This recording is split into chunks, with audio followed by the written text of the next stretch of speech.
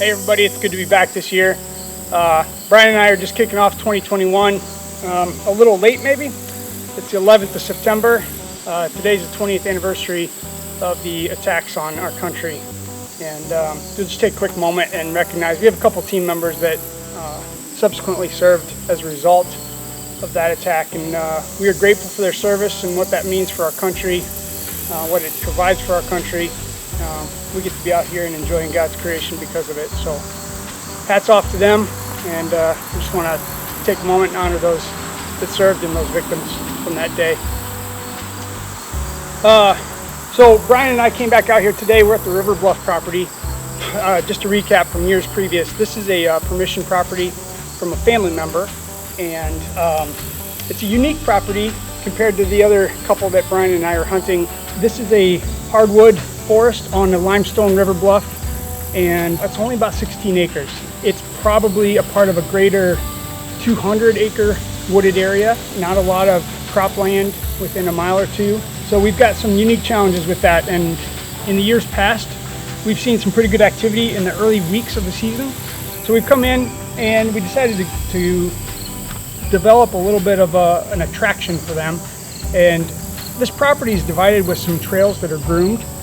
So Brian and I ran the mower down it one more time, and then did some hard raking just to disturb the soil enough to get some of the seed settled down in there. The seed consists of root vegetables. We've got radishes and turnips, rutabaga, some winter wheat. So Brian and I just did a quick walk through the property. We found, believe it or not, we found one scrape opened up right on one of the main trails that are groomed. So we went ahead and put a camera up on that today. We've got some mature oak trees in here, and they are dropping acorns like you wouldn't believe.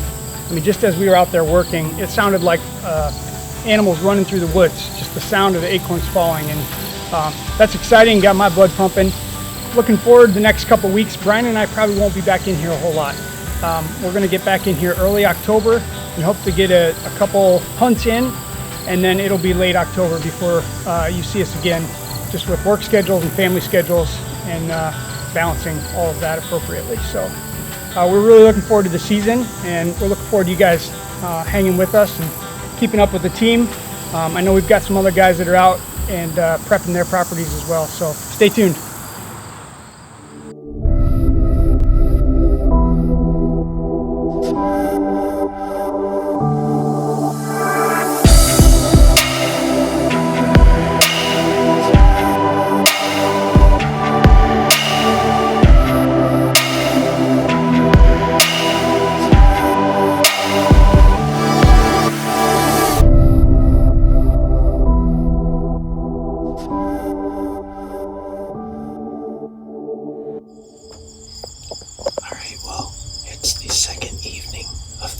In Michigan.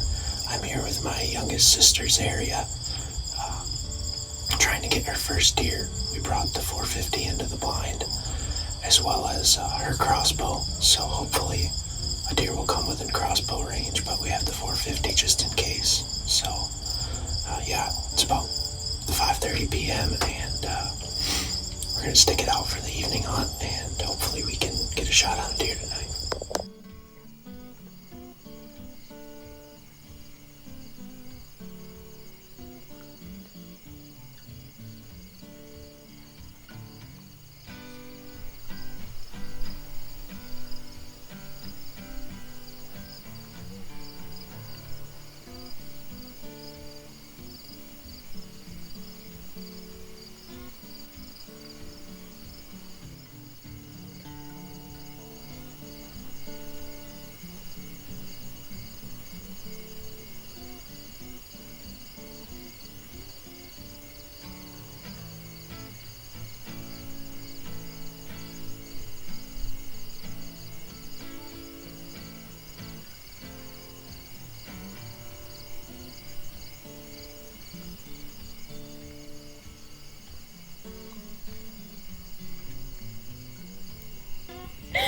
I got a deer!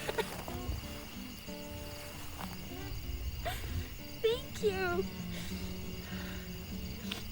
Well, I didn't get the kill shot on film, unfortunately.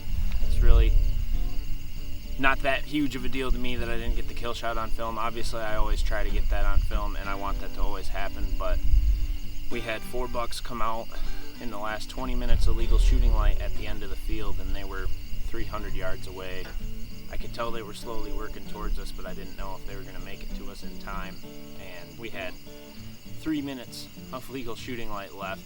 This is my little sister Zaria's very first deer and also very first buck, and I'm very proud of the shot that she made on it, about 60 yards, slightly quartering to us, put it right in front of the front shoulder and exited behind the other shoulder, middle of the rib cage, and dropped him right in his tracks. I couldn't be any happier with how the youth hunt turned out this year, and it was a bummer not to get it on film, but seeing her reaction after the shot and spending time in the woods with my sister, I couldn't be any happier. So thanks for watching Midwest Whitetail Outreach Outdoors. Well, it is Sunday, September 12th, and I'm at home today just with the family hanging out. A week ago, Matt Hofert and I had a day that we took. We made a trek down to the farm. Used that day to put up tree stands, put out a few cameras, pull a few cards that we had out already. And so this past week, I had time to look at those cards and kind of try to find some bucks back from last year. And so today I thought we'd just kind of throw out what we found on those cards and a couple of the deer that we found back, and just kind of give you guys a heads up on what we're going to be hunting here in this next couple weeks. So the first buck that we found back was a buck we call G3, and he is a buck we have a lot of history with. Matt Hofer actually had an encounter with this deer in November of 2019. He had an encounter with this deer on the north end of the farm, and at that time it was just a deer that was too young. He elected to pass that deer. The following spring, we found both his sheds in a neighboring ag field, about 150 yards from where Matt had an encounter with him. And then fast forward to 2020, the last season, and I had an encounter with him on the same food plot on the north end as Matt did.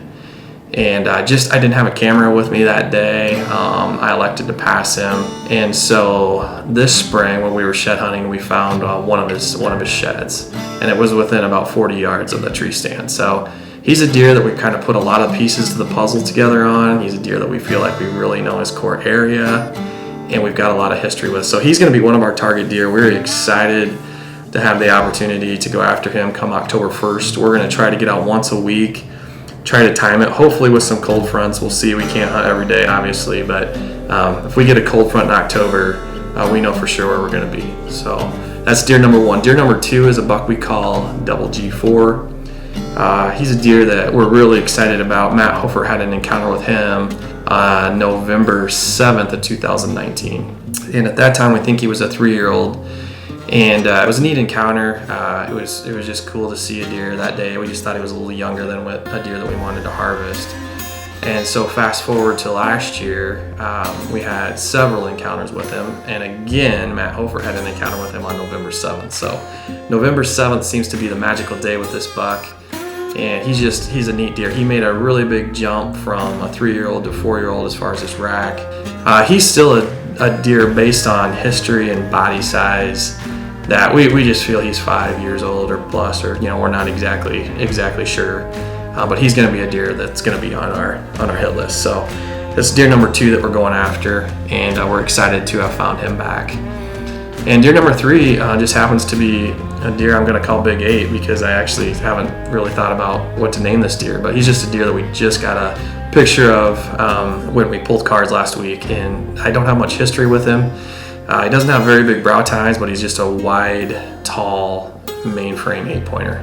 We're excited to have the opportunity to hunt him. That's 3 deer that we feel like we can go after with confidence and see what happens. So anyway, that's kind of what we're going to do here in the next couple of weeks. Iowa Bow Opener opens October 1st, and throughout October, once a week, we're going to try and just hit our key food plot locations where we've had encounters in the past. Anyway, we hope to bring a hunt to you here in the near future, and we are excited to just get out and get in a tree. So anyway, thanks for watching Outreach Outdoors on Midwest Whitetail.